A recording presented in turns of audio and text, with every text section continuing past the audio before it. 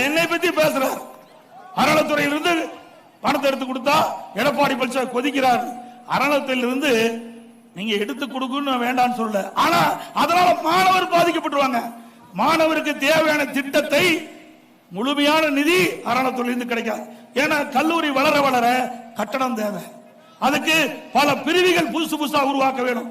அரசாங்க கல்லூரியா இருந்தா அனைத்து கிடைக்கும், ஆனா அறநிலையத்துறையில் இருந்தா நிதிகள் பெறுவது சிரமம், மாணவர்கள் பாதிக்கப்பட்டுவாங்க.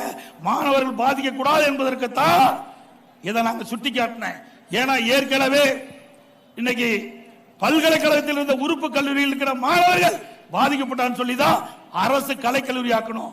அதே மாதிரி கூட்டுறவு சர்க்கரை ஆலையில் இருக்கிற பாலிடெக்னிக் எல்லாம் பாதிக்கப்படான்னு சொல்லிதான் அதை அரசு பாலிடெக்னிக் கல்லூரி ஆக்கணும்.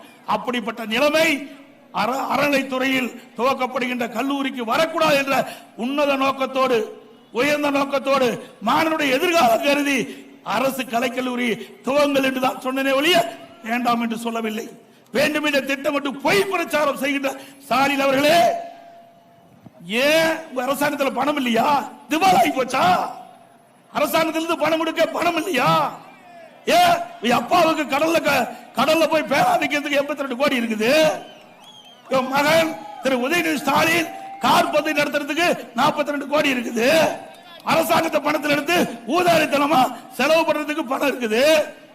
மாணவர்கள் கல்வி கற்பதற்கு அரசின் சார்பா கலைக்கல்லூரி கட்டும் சொன்னா நீங்க தவறா நினைக்கிறீங்க? சொல்லுங்க பார்க்கலாம். வேண்டுமென்றே திட்டமிட்டு தவறான அவதூறான செய்தி பரப்பிட்டு இருக்கிறீங்க. இது கடும் கண்டனத்துக்குரியது. மாணவருடைய எதிர்காலம் கருதி அவர்கள் மேலும் மேலும் உயர்ந்த நிலைக்கு வர வேண்டும். அந்த அடிப்படையில் தான் அரசு கலைக்கல்லூரி வேண்டும் என்று நாங்கள் கோரிக்கை வைத்தோமே ஒழிய உங்களை போல ஏமாற்றுகின்ற கட்சி அதிமுக கட்சி இல்ல.